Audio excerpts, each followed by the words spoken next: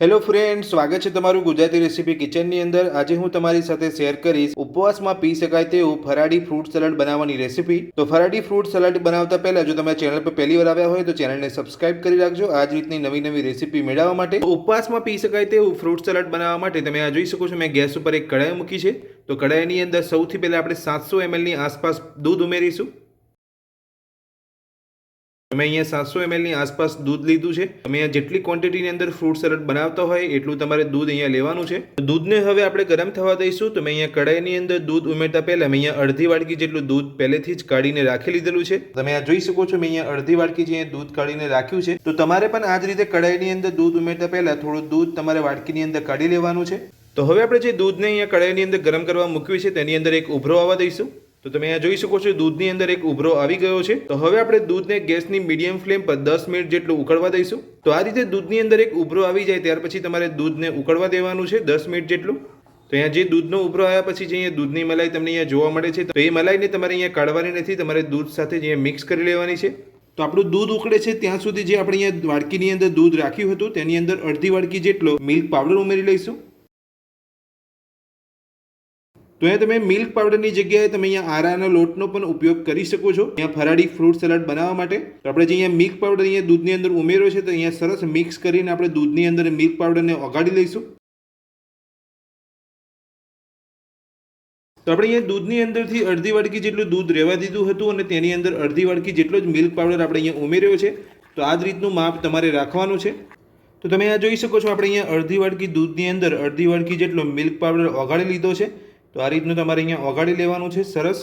સાથે તમે આ જોઈ શકો છો, આપણે અહીંયા કઢાઈની અંદર દૂધને 10 મિનિટ જેટલું ઉકાળી લીધું છે। તો હવે આપણે જે મિલ્ક પાવડર ઓગાળીને દૂધ રાખ્યું છે તે આપણે કઢાઈની અંદર ઉમેરી લઈશું। તો આ રીતે તમારે થોડું થોડું ઉમેરતા જઈને દૂધને હલાવતું રહેવાનું છે, એક સામટું તમારે અહીંયા બધું ઉમેરી નથી દેવાનું। તો આ રીતે દૂધને 10 મિનિટ ઉકાળ્યા પછી જ તમારે મિલ્ક પાવડરવાળું દૂધ ઉમેરવાનું છે। તો આપણે અહીંયા મિલ્ક પાવડરવાળું દૂધ ઉમેરીને બધું સરસ મિક્સ કરી લીધું છે। તો બધું જ મિક્સ કરી લીધા પછી હવે આપણે દૂધની અંદર અડધી વાડકી જેટલી ખાંડ ઉમેરીશું। ખાંડ ઉમેરીને દૂધને મિક્સ કરી લઈશું। તો તમે અહીંયા ખાંડની જગ્યાએ મિશ્રી પણ લઈ શકો છો અને ખાંડનું પ્રમાણ તમે તમારા ટેસ્ટ પ્રમાણે વધતું કે ઓછું કરી શકો છો। આપણે અહીંયા બધું સરસ મિક્સ કરીને ખાંડને ઓગાળી લીધી છે। તો હવે આપણે દૂધને થોડું થીક એટલે કે ઘટ થવા દઈશું। તો દૂધ તમારું ઘટ થાય ત્યાં સુધી તમારે આ રીતે હલાવતું રહેવાનું છે।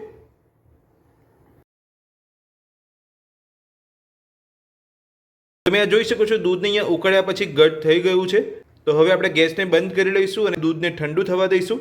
જેમ જેમ તમારું દૂધ અહીંયા ઠંડુ થશે એમ તમારું દૂધ અહીંયા ઘટ થઈ જશે। તો હવે આપણે દૂધને અહીંયા નોર્મલ ઠંડુ થવા દઈશું, ત્યાર પછી જ આપણે દૂધની અંદર ફ્રૂટ્સ ઉમેરીશું।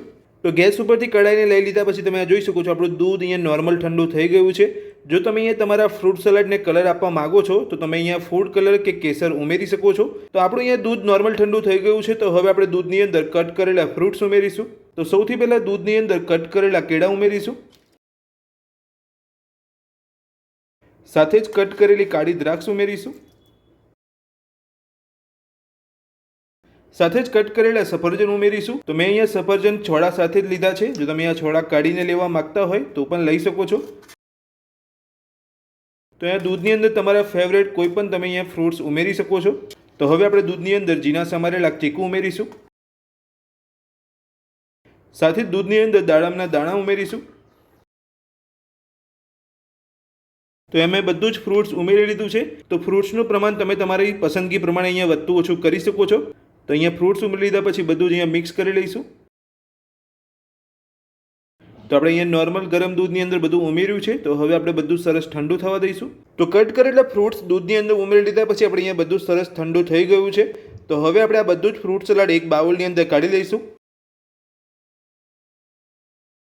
તો આપણે અહીંયા ફ્રૂટ સલાડને એક બાઉલની અંદર કાઢી લીધું છે। તો હવે આપણે આ બાઉલને 1 કલાક માટે ફ્રીજની અંદર રહેવા દઈશું અને ત્યાર પછી ફ્રૂટ સલાડને સર્વ કરીશું। તો 1 કલાક ફ્રૂટ સલાડને ફ્રીજમાં રાખ્યા પછી તમે જોઈ શકો છો, એકદમ સરસ આપણું અહીંયા ફ્રૂટ સલાડ બનીને તૈયાર છે અને એકદમ ઘટ આપણું અહીંયા ફ્રૂટ સલાડ બનીને તૈયાર થયું છે। તો હવે આપણે ફરાળી ફ્રૂટ સલાડને એક બાઉલની અંદર સર્વ કરી લઈશું। તો ઉપવાસમાં પી શકાય તેવું આપણું ફરાળી ફ્રૂટ સલાડ બનીને અહીંયા તૈયાર છે અને આપણે અહીંયા ફ્રૂટ સલાડને એક બાઉલની અંદર સર્વ પણ કરી લીધું છે। તો આ ફરાળી ફ્રૂટ સલાડ બનાવવાની રેસીપી તમને મારી કેવી લાગી મને કોમેન્ટ બોક્સની અંદર કોમેન્ટ કરીને જરૂરથી જણાવજો। આજનો વિડીયો પસંદ આવ્યો હોય તો વિડીયોને લાઇક કરજો, ચેનલને સબસ્ક્રાઇબ કરી રાખજો આ જ રીતની નવી રેસીપી મેળવવા માટે। Thank you.